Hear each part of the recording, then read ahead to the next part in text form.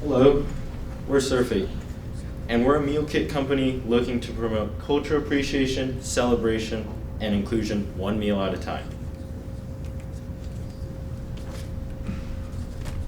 So before we get into the nature of our business, I want to ask you all if you know what a similarity a sandwich and sushi have in common.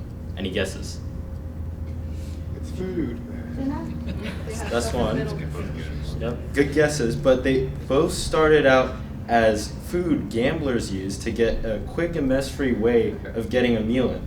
And there's a whole other story behind why they came to be that way. These little-known similarities are what promotes curiosity and appreciation of food. There's so many stories behind food that are unknown, and details like this are what many meal kits leave out and what Surfate will literally and hypothetically bring to the table. Food has this amazing power to bring people together and bring out memorable experiences in the process, whether it be in making the meal to simply just enjoying the dish. Surfate will be able to bring these experiences to users and go beyond that by providing meals for those looking for a unique dining experience by offering authentic and uncommon Asian meals with details behind the meal, allowing folks to be more culturally connected and understanding of the food they make. Surfate plans to operate as a co-op with members getting dividends from their memberships. By being a co-op member, it would also feel more personal than simply just being a customer. Another source of co-op members down the line would be various cultural organizations who could be providing opportunities to get the experience that is part of Surfate's purpose. Next, we'll go into how it's going to happen. All right. So how is this going to happen? Well, as an Asian meal plan company, we know that our target audience will be the foodie community. According to Packaged Facts, there are approximately 29 million foodies in America, and that consists of the trendsetter foodies, which are people who go out of their way to try new foods and new recipes, and are more adventurous on their journey.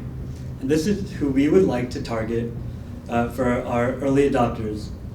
We plan on adopting a crawl, walk, run strategy and getting started on Amazon on selling our meal plans due to its ease of use and its subscribe and save, which we could use as your monthly subscription plan.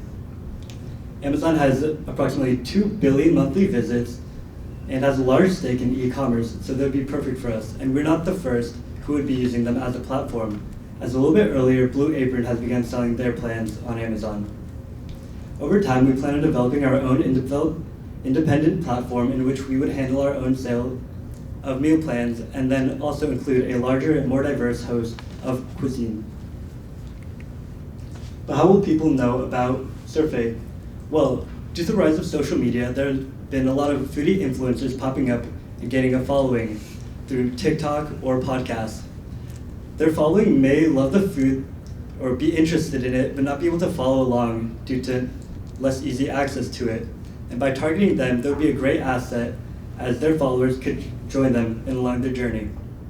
We also believe cultural centers such as Chinatown and Japantown would be great, as tourists may come in, try the food, love it, but not have it at home, and Surfate could bring it to them. During cultural festivals such as Mid-Autumn Festival, Chinese New Year, we would pop up stands making samples of our food and handing it out so that future potential customers can get a taste of what we're selling. Next, we'll get into our projected startup costs. Now, Surfate's asking for $15,000 to start up in exchange to become one of the first line of members in our co-op. The technology and licensing portion would be used to assure that we as a company are ready to and capable of selling on Amazon, with the estimate coming directly from Amazon's merchant guidebook. The marketing and stakeholder research would be intertwined with each other in that that we would use to set up booths at festivals, give samples, and all the various marketing methods Ian mentioned in the previous slide. Supplies would be the food, packaging, shipping costs, and this would be low because this is only the amount we need for the first 6 months. And we also can't forget about our lawyers that would go under our professional services category. As Professor Worsham says, one of your two best friends in the business world is your lawyer. And contingency, yep, and contingency being backup cash for anything else we might need. Our numbers are low because these are conservative estimates. We don't want to end up with any more than we might need, especially being a startup. But our low asking price makes Surfate a low risk and competitive investment. Now let's get into our projected incomes. Ian mentioned in a previous slide that there are about 29 million foodies in America. If we were to get 0.1% of that population's attention, and out of that number, if 1% were to actually just buy 6 meals a year, we are 95% confident that we'd be making about $26,000 just in our first year. Now, as Amazon is a big platform and our customer rates go up slightly up each year, our statistics show that by our third year, if we were to reach 5% of the Amazon population, with 10% of those population buying our product, with the projections we have now, we'd be reaching about $3.5 million in revenue. And as our revenue goes up, our expenses would as well, but so will our distribution. Assuming we give 15% of our income that is only taxed once, by the way, due to our co-op status, members would be taking $800,000 in the first year, or in the third year.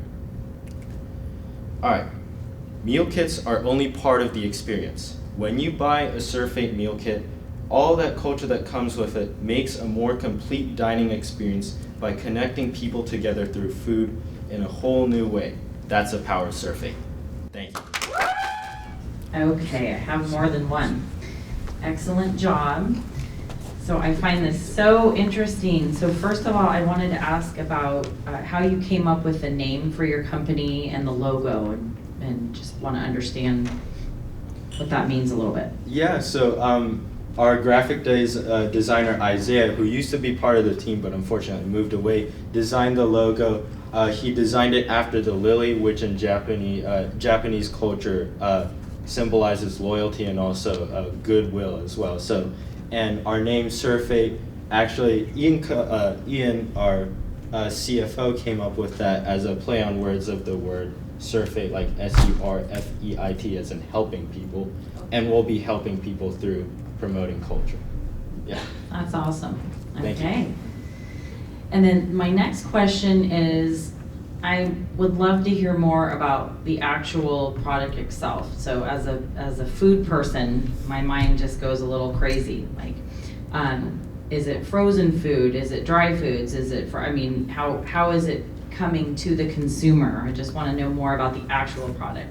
I'm glad you asked. So it's going to be, meal kit companies are, you can either have pre-made meals or ingredients of meals delivered to your door. As we're emphasizing great food, we're going to have fresh ingredients delivered to people's door rather than having pre-made kits ready for you. That way you get more of the cooking experience, more connections with people. And also we include pamphlets with information on how to cook the meal, and also a QR code showing like the cultural context of the food you're making, as well as a video on how to make the recipe for more visual learners as well. Thank you so much. That was a very interesting presentation, and you made me hungry, frankly. I also I wanted to just take my colleague Angela's question one step further with regard to sourcing and meal preparation. Wanted to know if you've taken it one step further and thought about where you're actually going to source ingredients. And then follow-up question to that too was, you mentioned Amazon, so will you just be leaning entirely on Amazon's distribution network?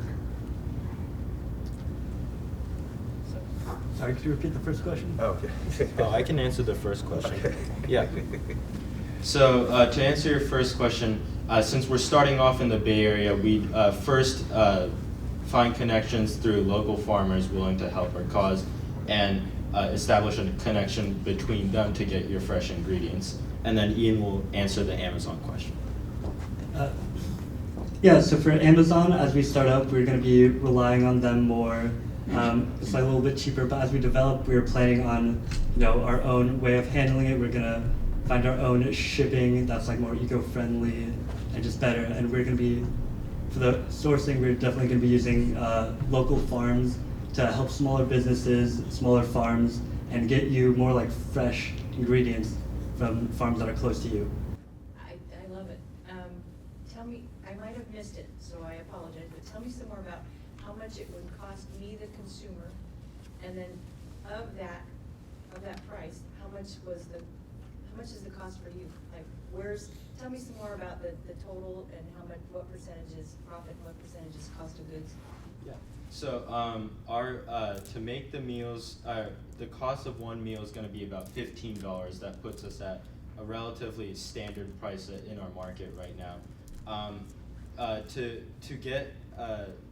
get the ingredients, we actually need to look more into our market, which is why we're putting so much emphasis on our starting budget on market analysis, is because we need to research more of the costs and find out what more fresh produce is gonna cost us. Yeah. Right. All right. Thank you.